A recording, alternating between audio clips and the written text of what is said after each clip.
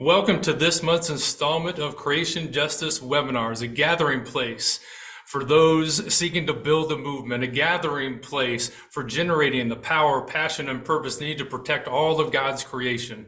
I'm Berndt. I'm the Environmental Justice Minister for the United Church of Christ. I am joined by my esteemed colleague, the Reverend Michael Malcolm, the Executive Director for the People's Justice Council and for Alabama Interfaith Power and Light.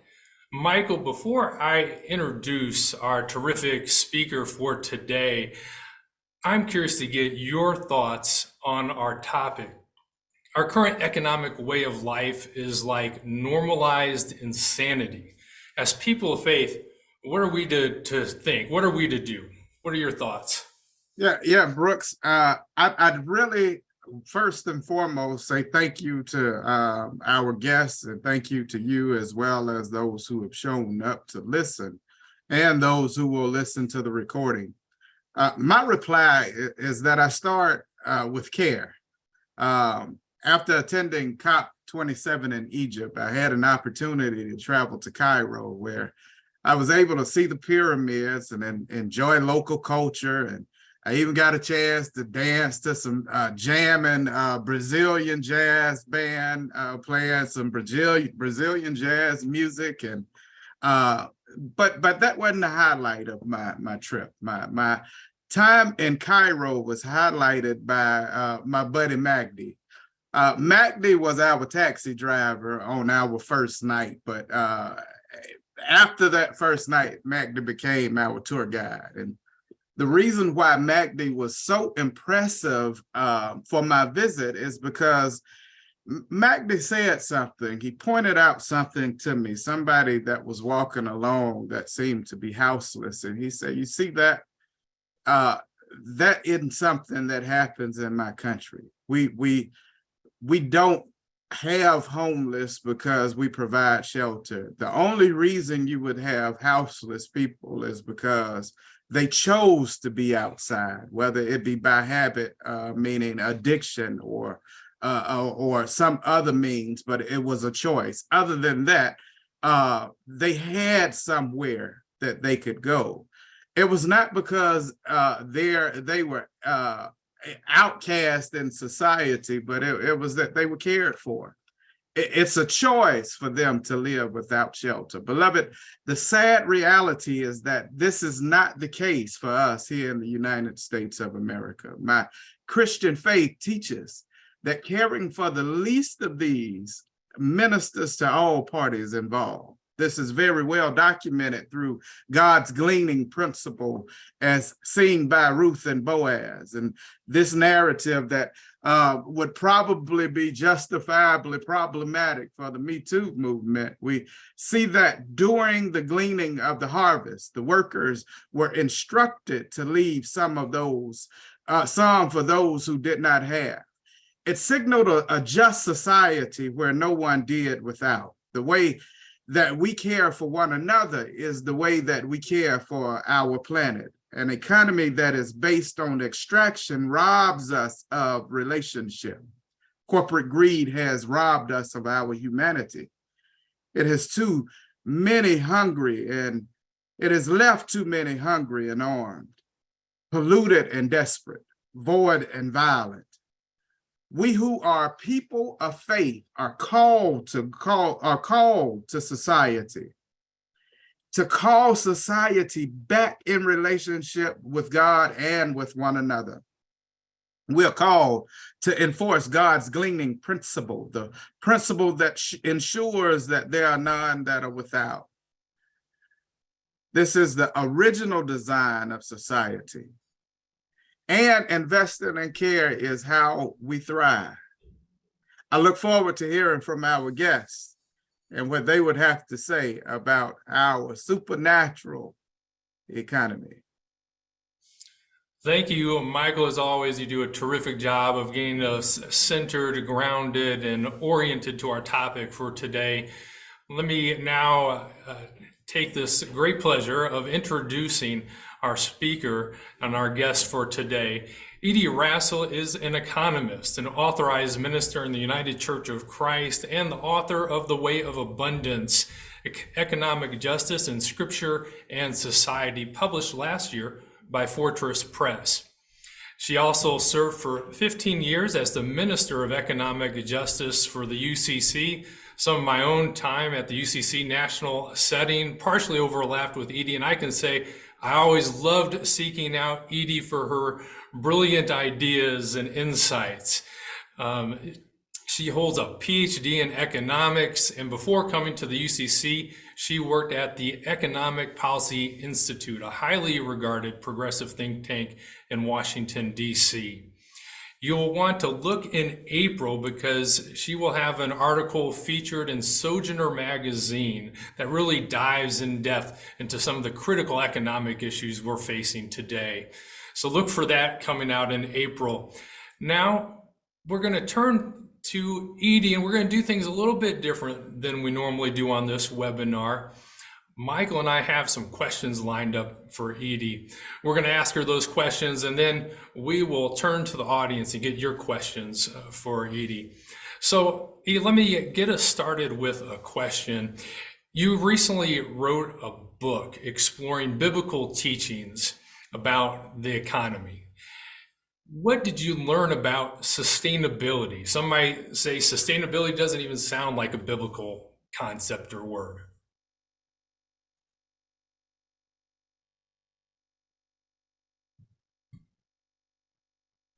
Let me first of all unmute myself. And let me thank Brooks and Michael for the invitation, the warm welcome. It's great to be with everybody here on the webinar. Some names I recognize, some I don't. But it's just a wonderful opportunity for me to be together with you all. You know, we know the Bible says a lot about the environment and how we should be treating the environment.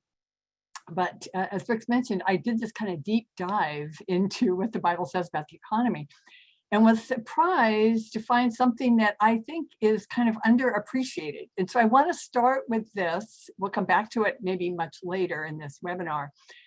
But you know, the ancient Israelites living in the highlands in Canaan, shortly arriving there, developed laws that their discerning people, wise people, thought were coming to them from God. And two of these laws we're familiar with, in particular, that relate to the environment. One of them is the Sabbath day, and the other is the Sabbath year. And I want to just look at these for a second. So these are in Exodus. They also appear later, again in Leviticus and Deuteronomy, when the economy and the society was maybe 500 or 600 years later. But why were these things so important? So the Sabbath day, we all know, is a day of rest. Don't do any work. And the Sabbath year we're less familiar with, but that came up every 7 years. And during that year, people were to do no work. The the farm animals were not to do work. The land was even to rest. And so we can talk later if we're interested in what might have been behind all of this. But I think one thing we can absolutely conclude is that for people in those days, economic growth and maximizing output was not a major or any kind of a goal for the economy. I mean, not working for a year is not a way that you're going to maximize output. And I say this in contradistinction to what we see today, which is the whole huge focus on economic growth. So I think this is an important issue that I'm going to keep coming back to over the next hour, that we need to really try to grapple with. This distinction, this contradiction between some of these biblical teachings that are foundational to our Judeo-Christian tradition and the number one goal of the economy today, which is economic growth.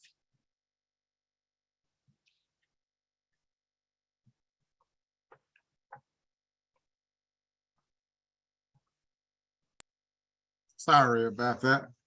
trying to navigate technology is not all that fun sometimes. Now, I generally, when I'm talking to grooms, I'm normally talking to a room full of economists and a room full of political figures, whether they be politicians or political analysts or the likes.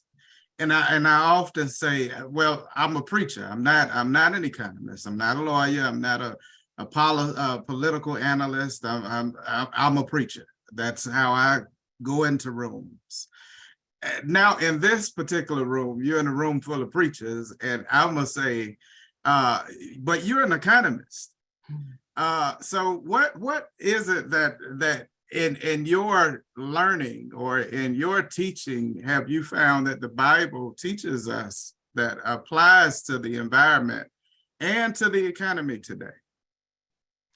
Right. Well, certainly the most central thing is what we all know, that we're told to love our neighbors as we love ourselves.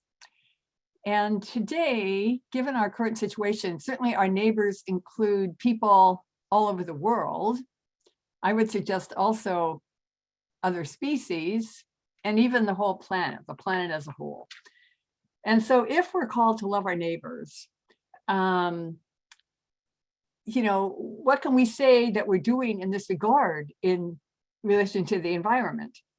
Well, I just want to point out that in the United States, we have the highest per capita emissions of greenhouse gases. If you look historically at the accumulation of greenhouse gases, which is the problem, this accumulation since the start of the Industrial Revolution, the United States is responsible for the largest share of those gases. If everybody on Earth lived as we do in the US, it would take about 5 planets to be sustainable, actually more than 5 planets to be sustainable.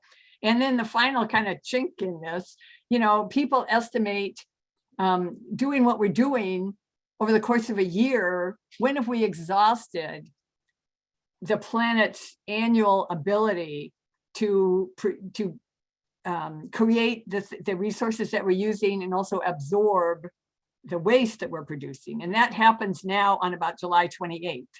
So once we get during the course of the year past into July, we're like into never land. We're robbing the future because of what we're doing today.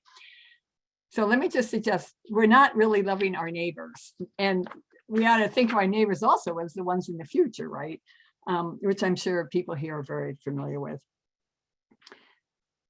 So if we look at what the Intergovernmental Panel on Climate Change has to say, the IPCC, which I'm sure people here are familiar with, they say that if we're going to keep the climate, the temperature from rising more than 1.5 degrees Celsius, then by the year 2050, we need to have net zero carbon emissions. And to do that, in the United States, we need to emit less and less every year than we're doing now, fewer and fewer greenhouse gases. And that reduction now is happening. Some years, actually, we emit more. Some years we emit less. On average, in the last 10 years or so, leaving out the COVID year, we've been reducing emissions by about 1% a year. But the IPCC says that to reach our global goal of net zero carbon emissions by 2050, we need to reduce emissions by 7.6% a year, year after year after year. Well, how is that going to happen? It's a far different than what's happening right now. And so the question is, it's going to take hugely different processes and big major changes to make that be our future.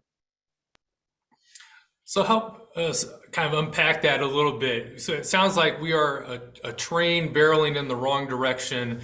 We need to turn around. Help us to think about what we need to do in order to start heading in the right direction. I'm going to mention 2 things. I think we can all mention many things, but in terms of 2 big things, the first one would be a fee on carbon. I think people might be familiar with the climate, the Citizens Climate Lobby.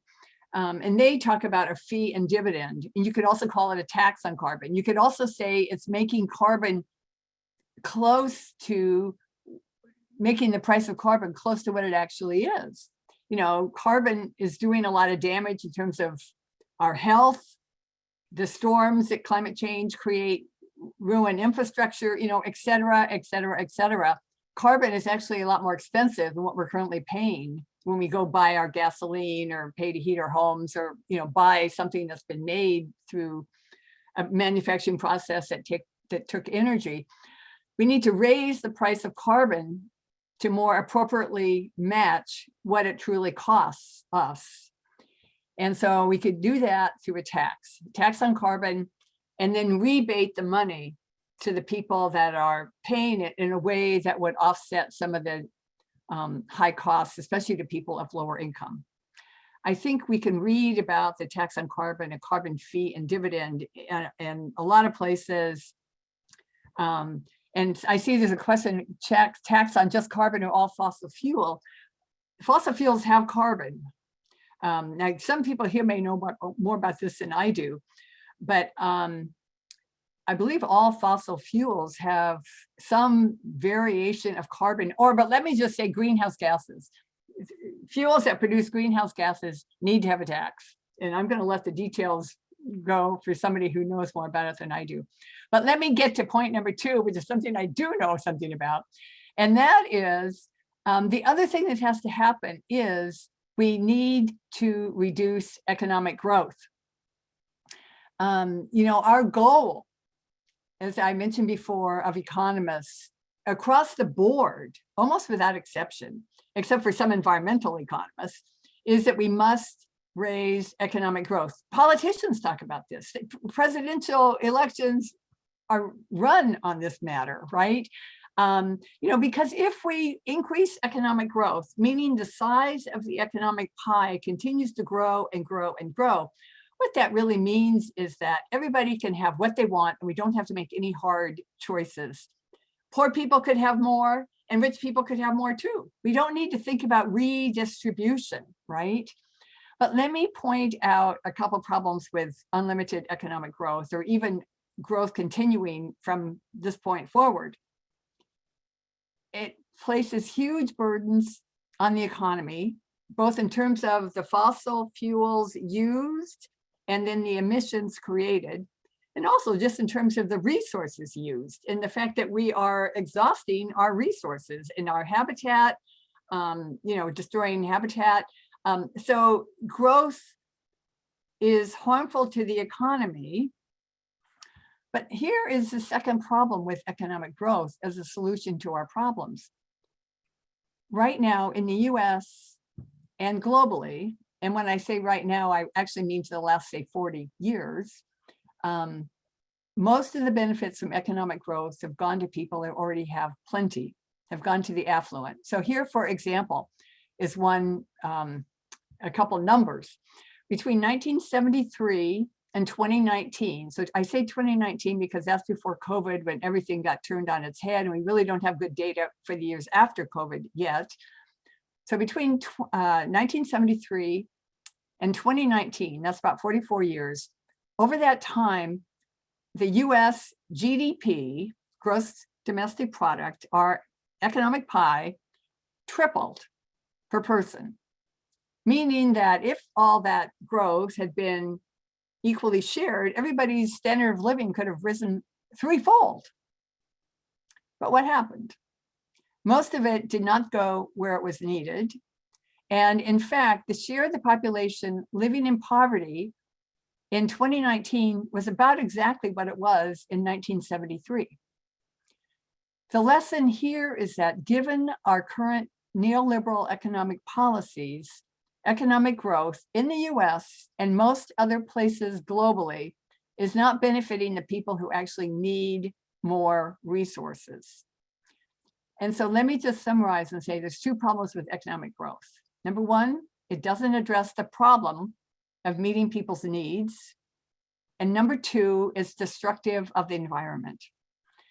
And so one of the things we need to do going forward is to, and now I'm going to be careful, limit economic growth. Either make us grow no more, or even some people would say we need to decrease the size of the economy.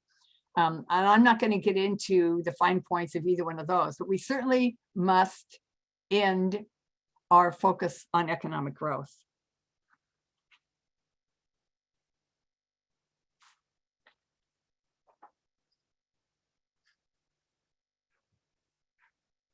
I'm muted. Sorry, I'm muted again. I'm muted again. So real talk. I find net zero problematic. And here's the reason why I find net zero, and in particular, net zero married to carbon tax. I'm often in communities that suffer from the emissions that are emitted from these pollutant facilities. They sit in their communities. The coal ash that comes through often comes through on the rail yards that run through their communities. They are being directly poisoned by the emissions. When we say net zero emissions, help me to understand exactly what you're talking about, because the way I understand it is the pollution doesn't stop. They're just able to pay for it. So for that community, the poison doesn't stop. They're just able to pay for it. That's not economic, that's not environmental justice nor economic justice for that community. So help me to understand that, if you will. When IPCC talks about net zero emissions by the year 2050, the key phrase there is net zero. So there still will be emissions, but at the same time, there will be reductions in carbon, and that could happen in various ways. It could be because we're planting more trees, you know. I'm not a supporter of this, but there are some efforts made to try to sequester carbon, like putting it underground. I think that's not a way forward, but you put all this together and the additions would be totally offset by the reductions, and so you'd have net zero. Now, what that does not speak to, Michael, is what you are getting at, which is the toxic emissions and the point source emissions. So maybe globally there's net zero, but in a particular neighborhood, there may be very high emissions. And so these are huge issues, and I'm speaking kind of in the big picture here, and I think the IPCC is to some extent as well, but certainly there's going to be enormous need for all kinds of local action to be happening as well to deal with some of the issues that you are raising, Michael. But I wanted to say a couple more words. So you were talking about net zero emissions, and I'm also talking about net zero economic growth.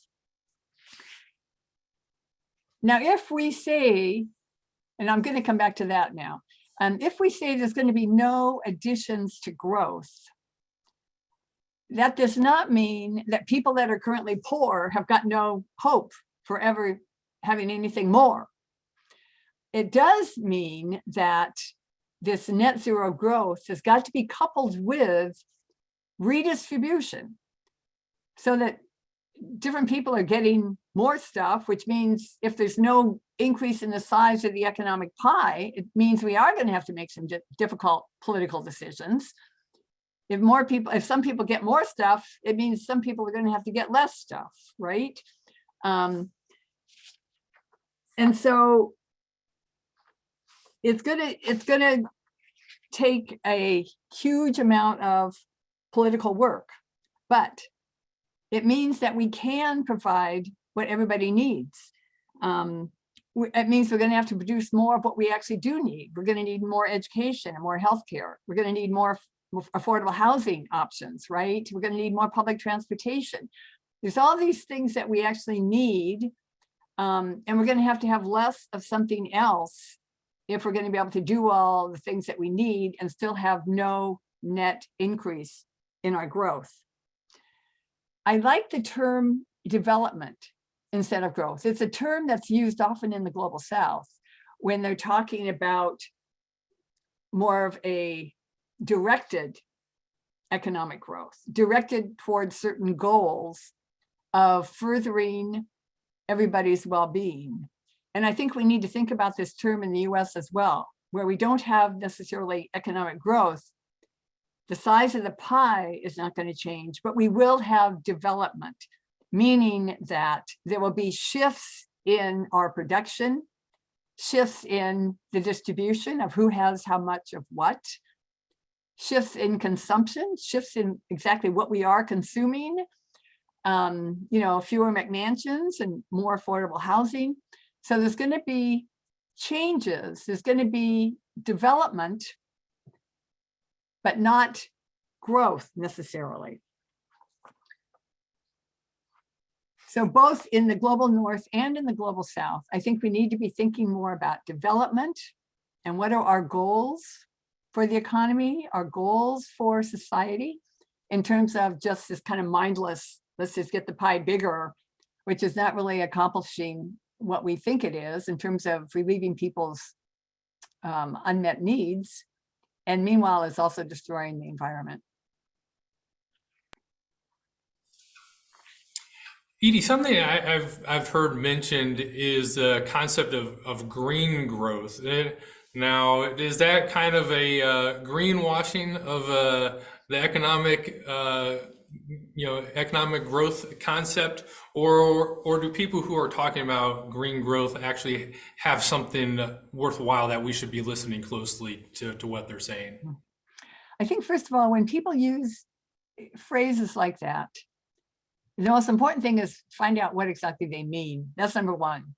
We also know what greenwashing is, right? I mean, but green growth, there's two ways you could think about it. One would be the things that I mentioned that we need more of, like public transportation, and I didn't even mention the fact that we need, renewable energy sources. So the things that we need, that we are going to have to produce, which means growth, or you could say development in a certain direction, that could be called green growth. But it has to be offset by things that we're going to be limiting in other directions. Thanks. That's a very helpful response. I also want to dig into also the other thing that you had mentioned, which is putting a price on carbon. There, in the environmental justice movement, or kind of largely speaking, I think there's a lot of debate surrounding that. There's some concern that communities currently suffering, disproportionately from pollution under that scheme will continue to suffer disproportionately because it's not stopping the pollution, it's just putting a price on it. So there's that kind of argument. There's an argument that when it's attempts to put this into policy have actually not worked as they were reported to, thought to have worked or claimed to have worked. So I think, how do you respond to those? I mean, and also I think one could say, why don't we just keep it in the ground, or, to begin with? Let's just ban fossil fuel extraction, right? So there's all sorts of arguments there, and so I'm just kind of curious how you think through some of those arguments. I'm writing some of these down so I won't forget them. Let me just say the first, excuse me, to keep it in the ground. We cannot go like cold turkey with no energy, right? We've got to think of some kind of transition to happen. The sooner the better. But one key way to speed the transition is to raise the price of the thing that we're using, right? When we saw that when gas prices rose over the last year and a half, two things happened. People drove less, but it also cost them a lot more for their gas. And people were kind of locked into the kind of car they had. So maybe if they knew the price was going to continue to be really high, they'd be thinking about different kinds of vehicles. We can't just leave it in the ground. We've got to have a transition. Raising the price on carbon can speed the transition away from fossil fuels. And when I say price on carbon, I mean all fossil fuels. So speed the transition. Now let me, one major issue that is a real issue is, even though people who are more affluent use more carbon, they have bigger houses, they do more travel, certainly air travel, they would pay more taxes in a carbon tax than would people with lower incomes. However, people with lower incomes also drive cars, also have to heat their homes, cool their homes. They would be spending probably a larger share of their income on the carbon tax, a larger share of their income, not more dollars, but a larger share of their income.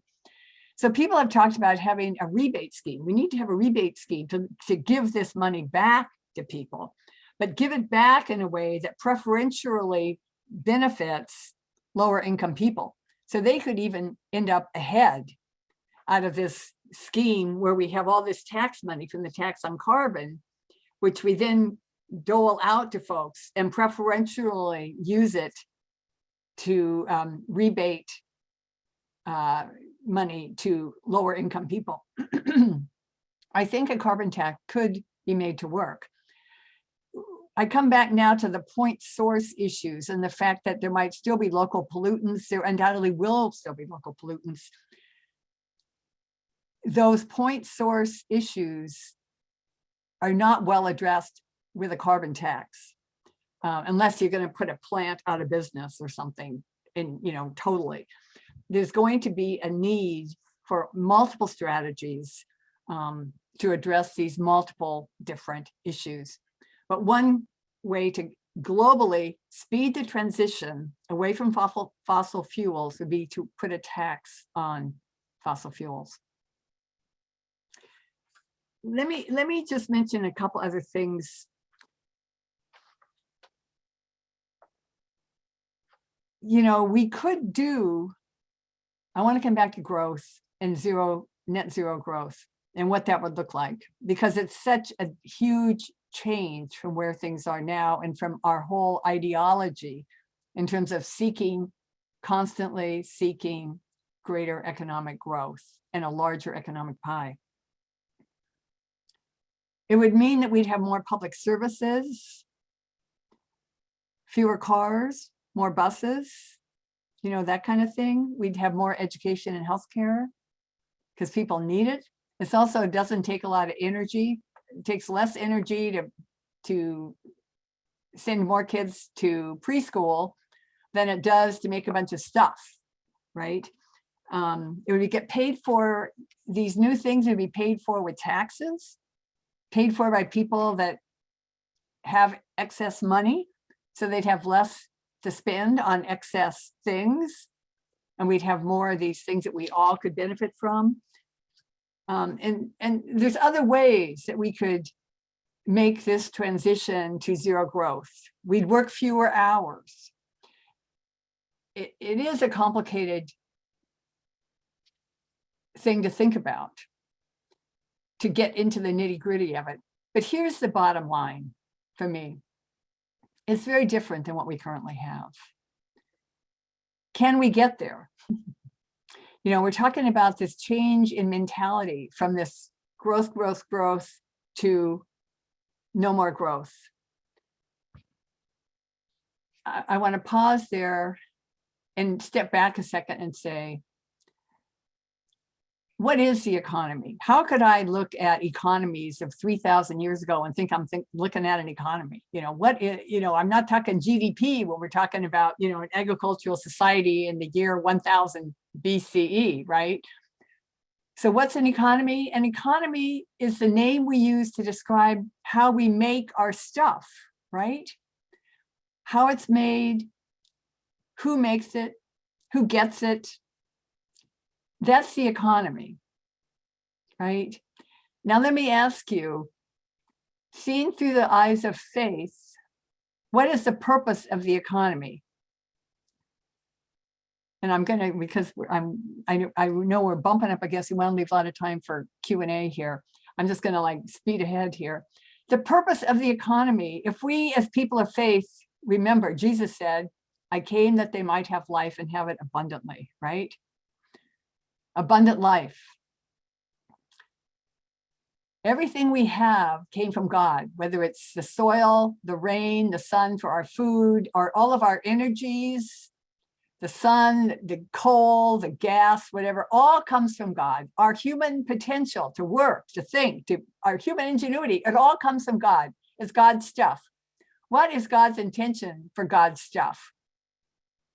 I want to suggest God's intention for our use of God's stuff is to enable everybody to thrive, right? And so that's not exactly what happens now. And I think it's unlikely to happen until we have more democratic governance of the economy, which is also how we could get to a net zero growth. I put before you the idea that God knows our political system has questionable, democratic elements in some ways. I think everybody knows what I'm talking about. But we also have our economic system, which is totally undemocratic. And we, I believe, will have a hard time getting where we need to be in terms of either our religious faith, where we use God's resources to enable everybody to thrive, and we'll have a hard time getting to where we be in terms of the environment and saving ourselves from catastrophe through some kind of a net zero growth thing. It's going to be hard to accomplish any of these major goals until we have more democratic governance of the economy. And I'm going to just leave it there. Thank you, Edie. I can see just a movement coming out of this webinar. There's going to be denominations and faith organizations passing resolutions calling for net zero growth. And so thank you for casting that vision. We've got some great questions in the audience. Michael, do you want to share any questions with us? Yeah. And Edie, I want to echo Brooks and that this is a great topic, and thank you. You're expanding my vocabulary in net zero growth. I would like to ask you practically. I know we've got other questions, but practically, what does net zero growth look like practically? Can you give an example, or can you give a testimony even about net zero growth, what it looks like, and how is it beneficial? Well, what it looks like, in some ways, you could say it won't look that different than what we have now. I mean, people be going to work. They'd probably be working fewer hours, not a bad thing. We'd be producing different things. The determination of what to make would be handled differently. I can recommend my book. It's hard to cover all this stuff in just a few minutes. But we'd have to be a lot more deliberative. Now it's kind of like let it rip. And if a company thinks they can make money, however that's going to be, and maybe it's by ruining the environment or exploiting their workers, whatever, I mean, they just do it, and they can, right? We'd be much more thoughtful and deliberative in our economic decision making. And okay, so that was what it looked like. I can't think what your other question was. The other question was what would be the benefit, but less work and less consumerism is less stress, you ask me. So well, and another benefit would be the survival of the species. We can't overlook that one. Yeah. But we would actually be able to address a lot of our problems. The fact that we still have people in the US, this very, very, very wealthy country, that are impoverished as we know they are, and how destructive that is. And not to mention the rest of the world, where things, just in some ways get better and other ways get worse from year to year in terms of people's poverty and access to what they need and able to be able to thrive. So there's no doubt this is what we need to do. The question is, how are we going to be able to do it? And when I say how, I'm not talking about economically. I'm speaking politically, and more than that, in our heads. Do we believe it? I'm going to mention one other thing. In my book, and I'm sorry to keep talking about this, I talk about economic human rights. And the people in the ancient biblical days, the ancient Israelites, did not talk about economic human rights, obviously, but they talked about things which we today would call economic human rights. And when I talk about God's intention is for everybody to thrive, the way we talk about that in terms of policy or policy goals is for the US to recognize, honor, fulfill economic human rights. And if anybody wants to look up more about that, look at the UN Universal Declaration of Human Rights from 1948. Anyway, and you can see it's not that we don't know things, we just don't do them. We don't implement these things. I like that. Edie, I want to pick up on that, what you just mentioned there about policies. One of the questions in the audience kind of really forces us to bring in this question about the role of our government in the economy.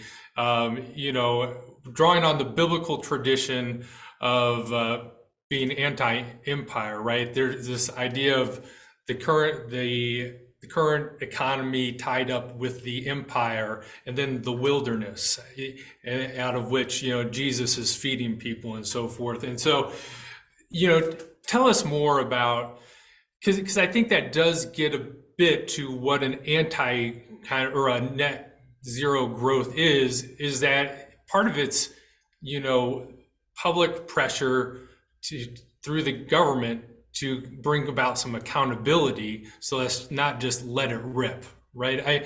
And so tell me, like, how do we think through these issues of the reality of empire, what we need to do in order to change that reality and bring about something different? How do you bring government into this picture? Let me start and talk about God's reign on earth as it is in heaven. God's kingdom. We don't use that term anymore, but we could say God's empire. We are citizens of God's empire, which is not the US empire. It's not any empire here on earth, right? We have to claim that identity, first of all. And I think recognize that it's always been unpopular. And God knows he killed Jesus over it, right? So, that's our allegiance. But we are, unlike the ancient Israelites, we live in a democracy, political democracy. And one of our then responsibilities, I think, is to be engaged. Jesus didn't have a political democracy to work within. He talked to people, did things, acted in the temple, throughout the money changers, etc. We are also called to be active as he was. That's one of our calls, I think, as a Christian, to get engaged and try to make the world better reflect what God's intentions are. And so, yes, we are absolutely called to be active in the public sphere. And never forget our primary allegiance to God's reign and God. Edie, you wrote a book, and we have been talking about this book that you have written this entire webinar about this net zero economy and about us limiting growth so that we can continue to grow and continue to thrive. That's not what capitalism speaks of. Capitalism says we grow, and grow bigger. This principle, if I'm hearing it right, is antithetical to capitalism. Am I hearing that right? Am I missing that part? Or because I think that gets to some of the questions that we have in our questions and answers. You know, people ask me, do I support socialism, communism, whatever, you know, I'm going to get to your question. Sorry. And I refuse to answer those kinds of questions because everybody has a different meaning for all those words. And people, what does capitalism even mean? You know, I mean, people could give you precise definitions, but most people don't know what that definition is. So I don't speak in those terms. I do think that if we think about corporations, and I'm sure people here know that, you know, one of the features of socialism, communism is the, social ownership of the means of production to some extent or other. But I don't speak to that, but I do think that we cannot make progress until all the people that are impacted by a corporation, the stakeholders, have input into what that corporation does. And so I don't know if you call that capitalism, but I think we need to have stakeholder control of corporations, not shareholder control. You know, I'm skirting your question, Michael, because I'm not going there, for one thing. Number one. Number two, I don't really know. You know, I mean, who knows 30 years from now how things might develop? I don't know. But so I'm looking at next steps. I think here's for me the two next steps.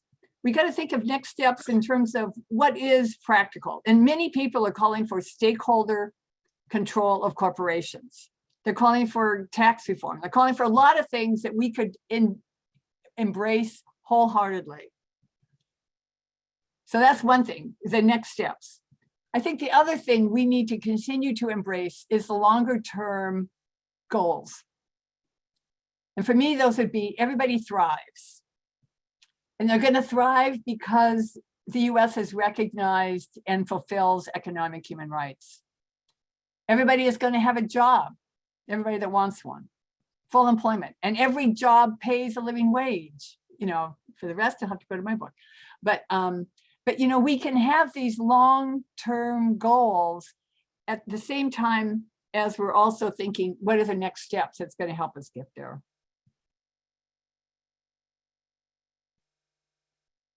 Yeah, Edie, often when we talk about democratizing the economy, I think, you know, maybe a place that some people go to as kind of a practical orientation is to think about our unions. And, you know, and I guess, you know, that's a big topic in terms of unions and the environment and so forth. But I do wonder if kind of the tradition of kind of unions that are rooted in their communities, if that is an avenue for thinking about some of this, you know, to bring in some of that broader sense of stakeholdership, you know, how would you think through some of that in terms of what we're talking about? I'm very glad you brought up unions. I should have mentioned unions already, kind of, but certainly in terms of where we are now and where we're going to be for the next few decades, unions are essential in terms of stakeholder control of corporations, direction over corporations. And the other thing that unions do is they're active in the political arena, right? Which is another reason why the powers that be try to destroy them.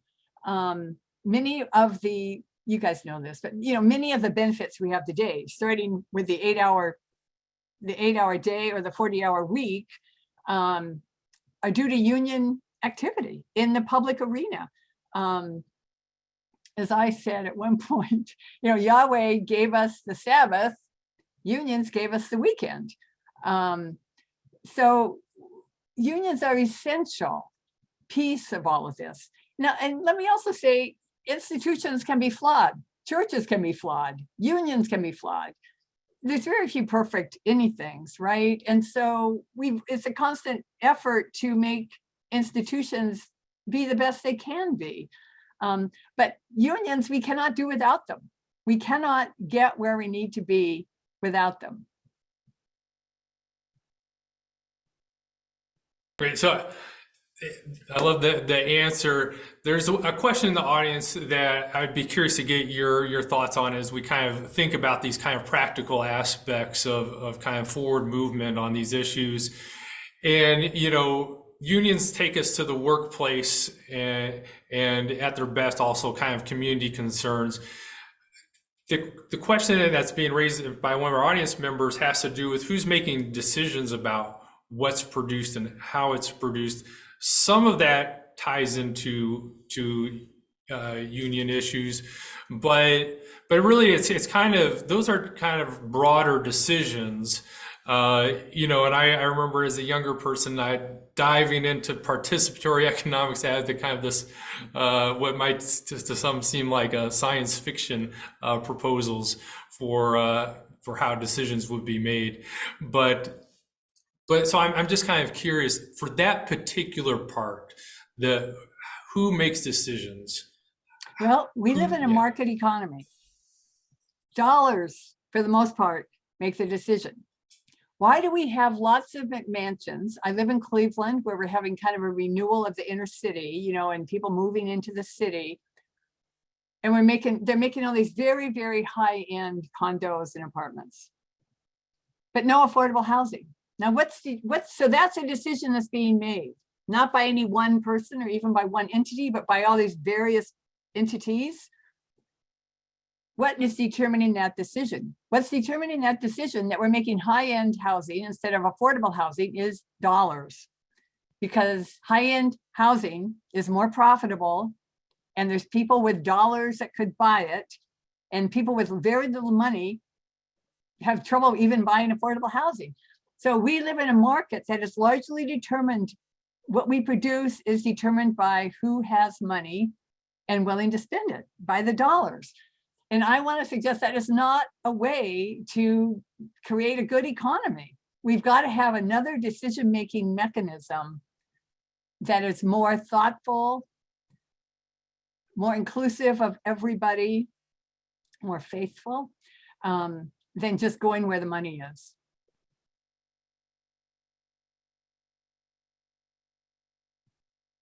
Brooks, we can't hear. Brooks, you're on mute. As we're kind of getting closer to wrapping things up, we always like to kind of wrap things up with kind of an emphasis on what we can do, and specifically what we can do within our faith communities. And I know you are you know, you're a seasoned at answering that question, have been coaching congregations for years. So I'd love to just kind of get your thoughts for those who are, you know, rooted in their faith communities and thinking, all right, looking around the pews or wherever you may be, how do we get started? What do we do within our you know, immediate faith community? What do you suggest kind of for some good steps for people to take within that specific context? Well, I'm thinking this through as you asked me. You know, I'm going to mention a couple, you know, different levels. Certainly the first level, I know that people here are doing it already. You know, is this stuff to green up your church, in your house, your business, whatever, you know. Knowing that we need to do all that stuff, but in fact, it's nowhere near enough. And beyond that, we've got these big issues, right? Like carbon fees or taxes. And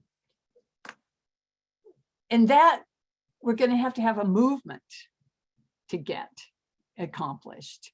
And so I think we should be getting involved locally in organizations, nationally in movements, to the extent you can get involved nationally by sitting at home, you know. We've got to be part of these huge movements that are going to drive change.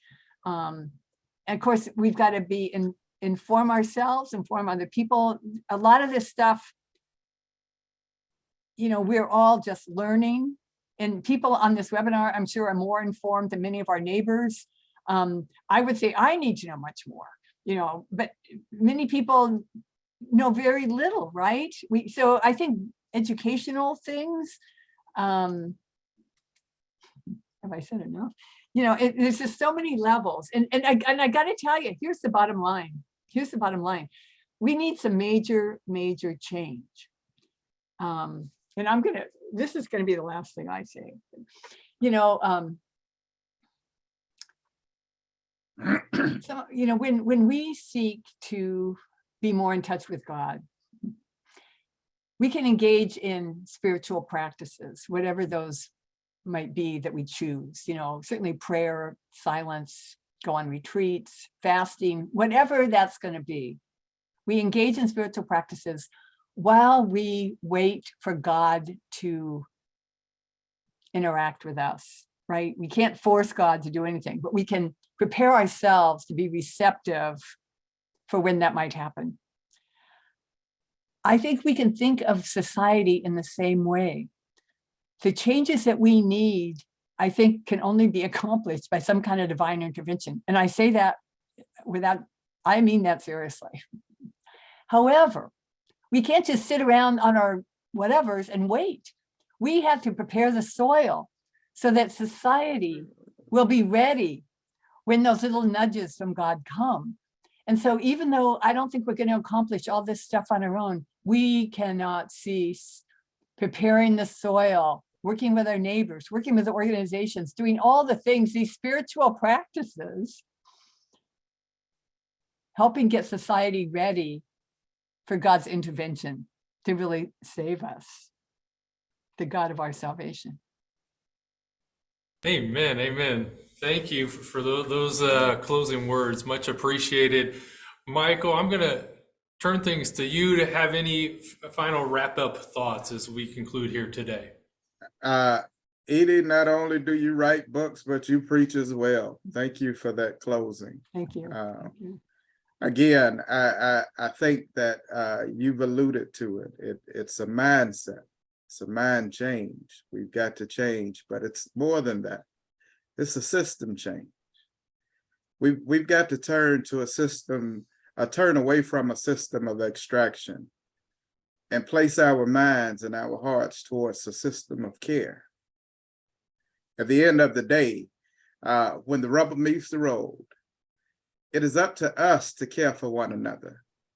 And it's up to us who are of faith and of conscience to call on those to care for one another and to hold each other accountable. I don't put my faith in horses. I don't put my faith in chariots.